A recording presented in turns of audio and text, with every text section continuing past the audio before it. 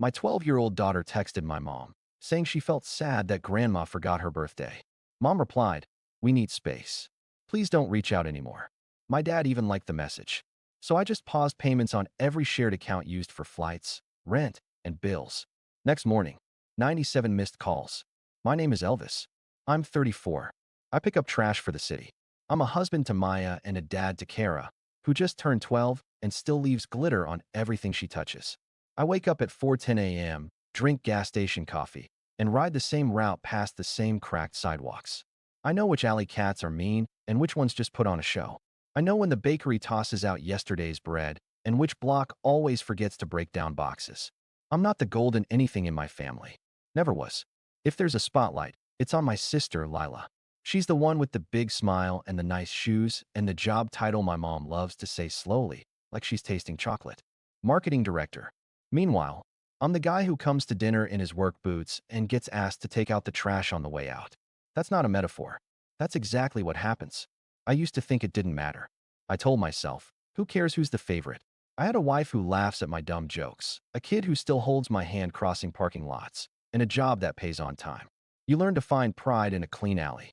In a bin you leave better than you found it. But families don't forget their hierarchies. They rehearse them. Last Sunday was my mother's favorite kind of day. Too many folding chairs and not enough room to breathe. We were at her house for a little barbecue, which meant I'd be grilling while my dad hovered and told me the coals looked weak.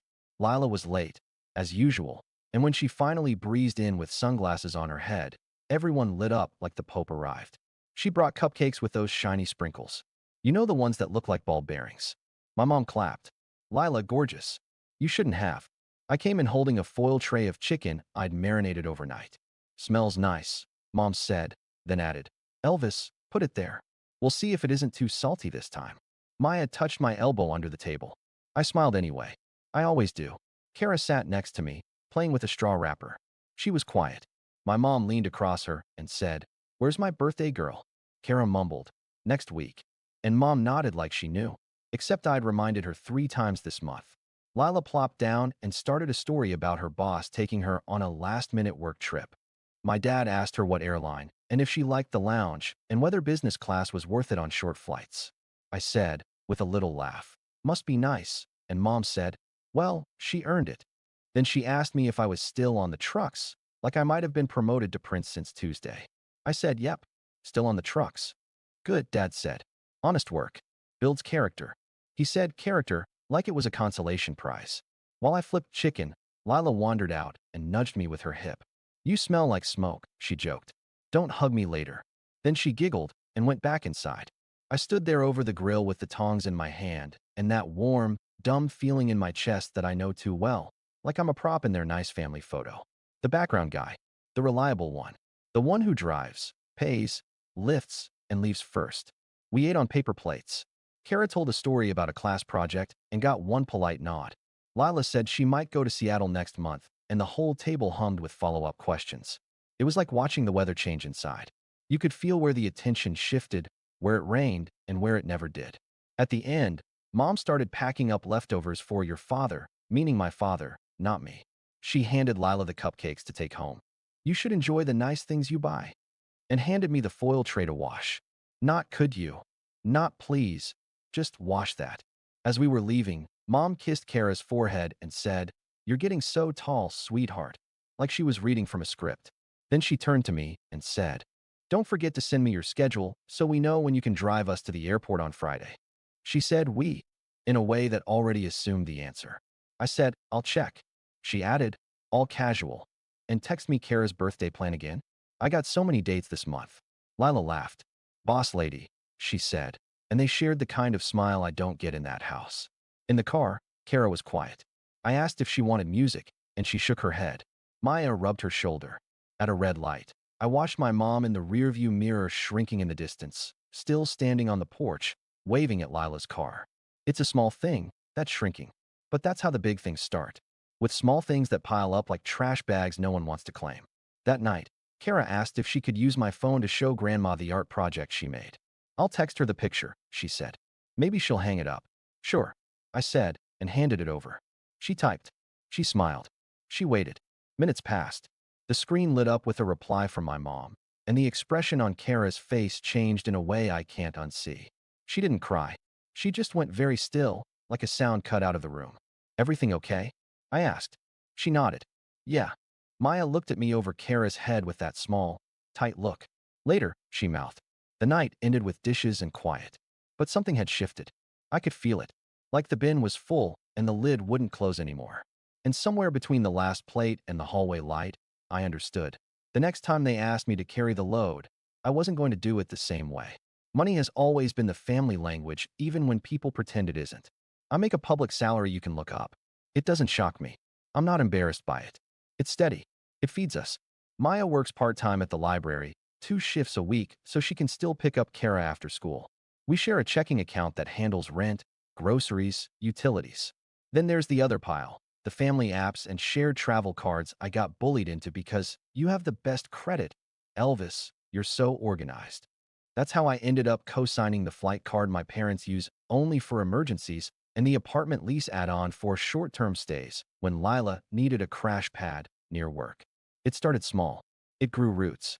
3 years ago, my dad had a procedure. Nothing major, he said. He handed me a half-completed application for a medical travel card and said, "Just fill the rest. It's easier if you do it."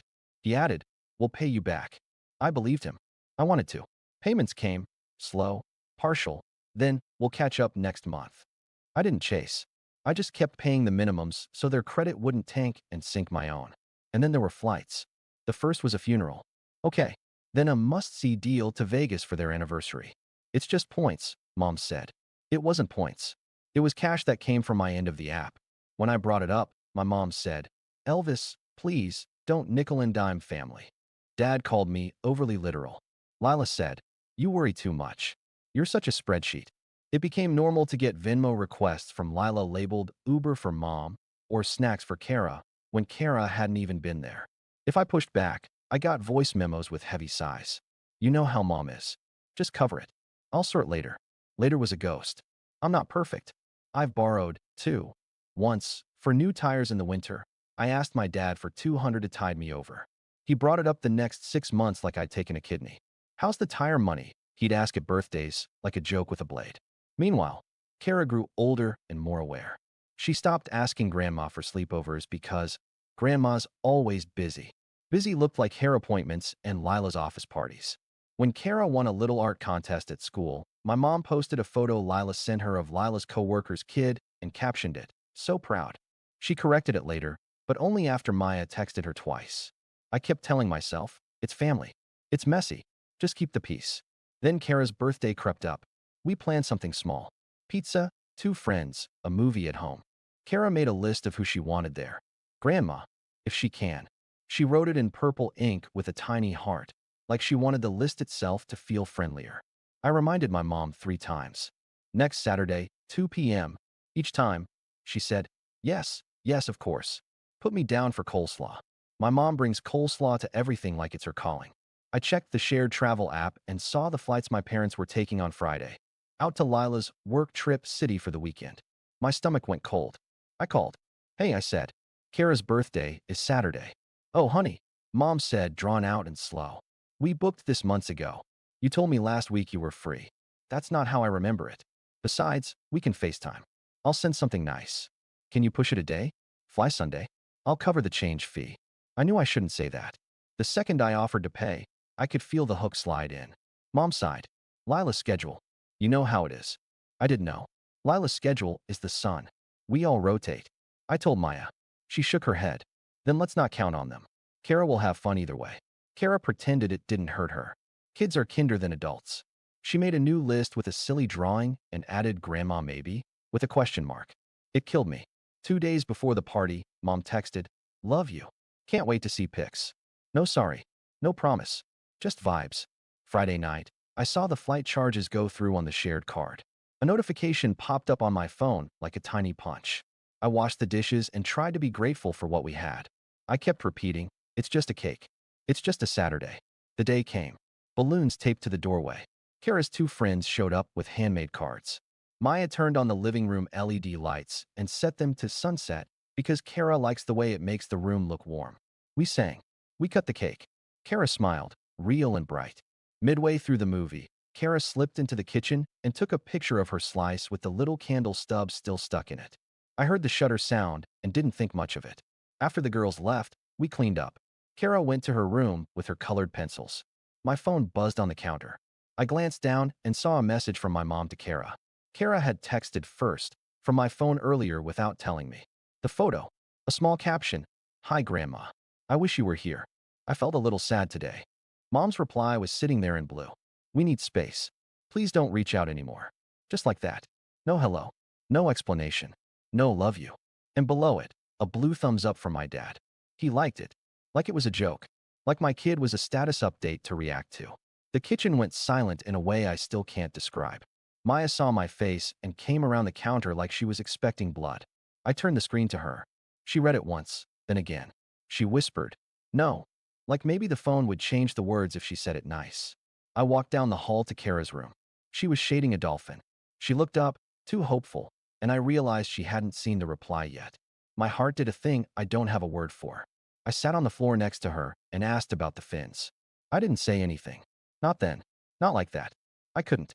That night, when Kara finally slept, Maya and I sat at the table with the light off. The fridge hummed. My phone screen glowed in the dark with that one message and that thumb. I kept thinking, they typed this to a child. Not to me. To my kid. Maya said, "We have to set boundaries." I said, "Yeah." My voice surprised me. It sounded calm. It sounded like a door sliding into place. She added, "Not out of anger." Not out of anger. I agreed. We opened the banking app. We looked at the list of shared things. Flights. Rent add-on. The medical travel card. The utilities I was still splitting for my parents' second place, just until the lease ends. The numbers lined up like a row of quiet accusations. I'd been carrying the can. They'd been filling it. And my daughter was the one they told to stop reaching out. I didn't make a move that night. I slept on it. I woke at 4:10 like always, brewed coffee, and went to work. The city was gray and honest. Bins up, bins down. Cat on the corner of Pine hissed at me and then let me scratch its head, like always. I felt steadier by noon. Steady enough to make a plan. On my lunch break, I drafted a note in my head. I didn't want drama. I wanted facts. I wanted to end the story where it should have ended years ago, with me not being the family wallet or the family driver or the family apology machine. I kept repeating a sentence until it fit in my mouth. This isn't about revenge. This is about closure. When my shift ended, I went home, hugged Kara long, and told Maya what I was going to do. She nodded once. "Do it," she said. "And breathe." I didn't stage anything. I didn't make a speech in a restaurant. I sat at our wobbly kitchen table, opened the apps, and began. First, the shared flight card. I paused payments and removed my autopay. Then I sent a short message to the family group chat. "Mom, Dad, Lila." No emojis. No jabs. Just lines. "Hi." Effective immediately, I'm pausing payments on all shared accounts connected to me. The travel card, the apartment add-on, and the utilities I've been covering. I'm also removing my name from any new bookings. Moving forward, please use your own accounts. I added. To be clear, this change is because Kara received a message from you asking her not to reach out. I won't fund travel or rent for people who talk to my kid like that. Send. Then I messaged my parents directly. I saw the message you sent Kara. We need space. Please don't reach out anymore. Dad, I saw your like. I'm asking you to apologize to Kara. Not to me. To her. Until then, we're stepping back. Send. Then Lila. I'm done being the default payer. If you need help, ask your bank. Send. No swears. No second paragraphs. I turned off my phone and sat with Maya. My hands shook for 5 minutes and then didn't. 2 hours later, I turned the phone back on. 23 missed calls. 14 texts. A floodgate had opened. Mom's first text. "Elvis, this is a huge overreaction." Lila, are you kidding me? I have a conference in 3 days. Dad, son, call me now. We need to fix this before it becomes a mess. Then the voice memos. Mom, crying. You don't understand. Kara manipulated me. Kara, who still collects stickers. She made me feel guilty. Lila, snapping. Do you know how hard I work? I shouldn't be punished because you can't manage your feelings. My reply to all of them was the same. Apologize to Kara. Then we can talk about logistics. Silence for an hour. Then the flood resumed. Lila called 6 times in a row. I let them ring. Mom texted, "We were joking." Then, "You've always been sensitive." Then, "I'm your mother." Then, "I'll have a stroke if you keep this up." The escalation was textbook and boring. I made pasta and told Kara she could pick the sauce. She chose the cheesy one she knows is too salty, and I told her it was perfect. At 8:30 p.m., my dad showed up at my door. He never knocks like a person. He pounds like a landlord. I opened, but left the chain on. "Open up," he said. "No," I said. "Calm. Kara's getting ready for bed." He peered at the chain and shook his head. "This is ridiculous." "I'm listening," I said. He launched in. "You embarrassed your mother. You put your sister in a bind. That card is for all of us, Elvis. Family is family. Family is how you talk to a 12-year-old, I said. "Let's start there." He frowned like I'd said something in another language. "Your mother didn't mean it the way you think. She wrote it," I said. "You liked it. It was out of context." There was no context to "please don't reach out anymore." Dad switched tactics.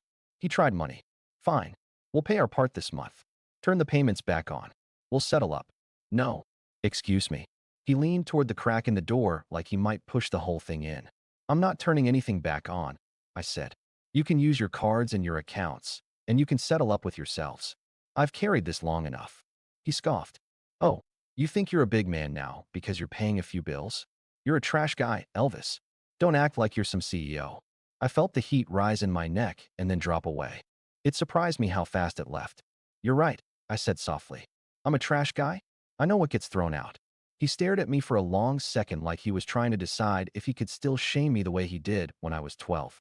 He couldn't. He tried another door. "Elvis, be reasonable. We leave for the airport Friday. Use Uber," I said. "We need you to drive us. You need to apologize to Kara." He blew air through his nose, that angry hoarse sound. "Your mother is hysterical. She can be hysterical in her own messages," I said. "To me, not to my kid." He stepped back. He shook his head. "This is revenge." I shook mine. "This isn't about revenge. This is about closure." He snorted. "You've always had a flair for drama." "I pick up trash at 5 a.m., I said. "I don't have time for drama." He left with a muttered curse. I locked the door, slid down it, and sat on the floor until my breathing matched the fridge hum again. At 9:12 p.m., a text came through from an unknown number. It was Lila's friend. "Hey, so weird. Your mom said your phone is broken. She needs the travel card reactivated before midnight. Can you help?" I didn't reply. At 9:40 p.m., Mom finally sent a sentence that sounded like her, the real her, when we used to make grilled cheese on snow days. "What do I say to Kara?" she wrote. I stared at it. I typed and erased. Then I sent, "Start with 'I'm sorry.' Start there and stop there." I put the phone on the counter and went to bed. My last thought before sleep was stupid and practical. I needed to fix the wobbly kitchen chair tomorrow. It felt good to think about something I could fix with a screwdriver. Morning, 5:02 a.m. I checked my phone before I laced my boots. 97 missed calls. Group chat lit up like a siren. Lila had gone off in paragraphs. "Do you even understand how selfish this is? I have work travel." She used all caps like it was a legal requirement. Mom had sent alternating crying emojis and heart emojis and a photo of her with Kara when Kara was 5, like nostalgia could do paperwork. My dad sent a single line. "We'll remember this." Underneath those, one new message from Mom to Kara. "I'm sorry I hurt your feelings. I love you. I shouldn't have said that. It wasn't perfect. It wasn't enough. But it was a beginning." I showed it to Maya in the kitchen. She read it and nodded. "Okay," she said. "Now we see if it's real." At work, I ran my route and tried not to check my phone every stop. But the notifications stacked up anyway. My aunt texted, "Your poor mother." My cousin texted, "LOL, what happened?" An unknown number. "Is it true you cut them off?" Like gossip was an Olympic sport. At lunch, I finally called my mom. She picked up mid-sob. "Elvis." "I'm on break," I said. "I have 10 minutes. That's all I get." The tone was back, the one that makes me 6 years old again and wrong by default. "You told my daughter not to reach out. So yes, 10 minutes. She sniffed. "I didn't mean it. She made me feel." "Mom." Silence. Then small, "I'm sorry. For, for saying that to her." I was frustrated. "Your father and I were packing. Lila was calling. I saw the cake photo, and I felt like a bad grandma. And you decided to be one," I said. Not a question. More silence. Then, "I'm sorry again. Real this time. Heavy." "Okay," I said. "Here's what happens next. I'm not turning any payments back on. You'll need to pay your own way. If you want to see Kara, you text me or Maya first, and you don't ask Kara to be the adult in any conversation. Elvis. And you stop using me as the family card. That's over." "But what about Lila?" she whispered. like Lila was a fragile vase and not a grown woman with a salary. What about Lila? She has commitments. She can commit to paying her own bill. You know your sister isn't good with, she stopped. Fine, she said, but it wasn't a real fine. It was the kind you throw like a dishcloth when you're tired. Mom, this isn't punishment, I said, because I needed the sentence to exist out loud. This is a boundary. She breathed into the phone. Your father is furious. I figured. He says we won't speak to you again if you don't fix this. That's his boundary, I said. Mine stands. We hung up with no love you. That stung in the place old things sting. I put the phone in my locker and did the rest of my route like a person who knows his own name. By afternoon, the story started. Lila posted some cloudy caption about toxic people stealing your peace. My aunt commented, "So proud of you, honey." My dad texted me a PDF of the flight confirmation like a threat. We had to pay full price. He added, "Hope you're happy." I didn't answer. I clocked out. I went home. I fixed the wobbly chair. Kara helped, handing me screws like a surgeon's assistant. "Can I ask you something?" she said. "Anything." What did Grandma mean? About space. I looked at Maya. She nodded. So I told the truth in small words. Sometimes grown-ups say hurtful things when they're mad or embarrassed. It's not your fault. It was wrong. She apologized. That's a start. Kara traced a circle on the table. I felt like I did something bad. You didn't, I said. You were brave. You told someone how you felt. That's never bad. She nodded. Okay. We ate leftovers. We played Uno. We lived. This part gets missed in stories. The living. It felt good. But the noise didn't stop. You can turn off an app, but you can't turn off people. That evening, my dad left a voicemail that made Maya press her lips together. Son, he said, you are making your mother sick with worry. You rescind those changes tonight or don't come around here again. He hung up like a judge. Then Lila called Maya directly. Can you talk some sense into your husband? She said, like I wasn't a person in the room. Maya put her on speaker. Hi, Lila, Maya said. We can hear you. Good, Lila said. Listen, I have a non-refundable hotel for next week, and now I have to move money around because your man decided to play hero. This is childish. Lila, Maya said, calm as a lake. You're a high-earning adult with a corporate card. It's maxed, Lila snapped, then made a little choking sound like she hadn't meant to say that part out loud. This isn't about money, she added immediately. It's about family loyalty. Elvis knows Mom gets overwhelmed. I took the phone. You told Mom to book the trip over Kara's birthday, I said. So, she said. Kara is 12. She'll have other birthdays. I don't remember setting the phone down. I just remember my vision narrowing for half a second and then widening. We're done here, I said. I ended the call. The quiet after was like fresh air. 2 days later, there was a knock at the door. Not a pound. A knock. My mom. No makeup. She looked small, which was confusing. She held a plastic container of coleslaw like it might be a passport. I came to see Kara, she said. If that's okay. Maya glanced at me. I opened the door wider. Mom looked around our living room like she'd never been inside. She saw the birthday banner still drooping in the corner. She pressed her lips together. Where is she? In her room, I said. You can sit. I'll get her. When Kara saw her, she paused like she might run the other way. Mom sat on the edge of the couch and patted the cushion next to her. May I? She asked. Kara looked at me. I nodded. Mom took a breath. Kara, I said a very mean thing. It wasn't true, and it wasn't fair, and I'm sorry. I was jealous that I wasn't there, and instead of saying that, I tried to make you smaller. That's not what love does. Kara listened like a tiny judge. Okay, she said finally. Then, softer, thank you for saying that. Mom nodded fast. Tears came. Real ones. She didn't ask Kara to make her feel better. She handed Kara a wrapped present. Just one, small. A sketchbook. I thought maybe you could draw, me being nicer. She tried to joke, and it landed clumsy but not awful. Kara smiled a little. I can draw dolphins, she said. Maybe you want a dolphin. Mom laughed. I'd drown. Kara nodded, satisfied. Then she got up and went to her room. The audience had dismissed itself. Mom stood. I'm going, she said. Thank you for letting me. She put the coleslaw on the coffee table and made a face. I know, she said. I always bring that. At the door, she turned back. I can't fix your father, she said. Lo, he's him. But I can fix me. Good, I said. Start there. Friday, for 10 a.m., route as usual. At home, the family chat showed Mom and Dad at the gate, scowling. No lounge, no priority. Dad, we managed. I typed good, didn't send. Kara wanted pancakes. I burned the butter. She ate them and said they were perfect. I believed her. I didn't become someone new. I still wake early, smell like the truck, stack rent in labeled envelopes. But the house is quieter, my shoulders lower. The phone doesn't own me. Shared accounts, closed. I sat on hold, said, remove me. Got the email. You are no longer responsible. Like dropping a backpack. Mom now texts Kara, hi sweetie, love you. Sometimes Kara answers, sometimes not. Her choice. Dad hasn't apologized. Lila flew anyway. We talk less, and it cost me nothing. Not revenge, closure. I stopped paying and told the truth. No one treats my kid like a bill. We cook, read, fix small things. I'm Elvis, with a clean route, a daughter who draws dolphins, a wife who says breathe.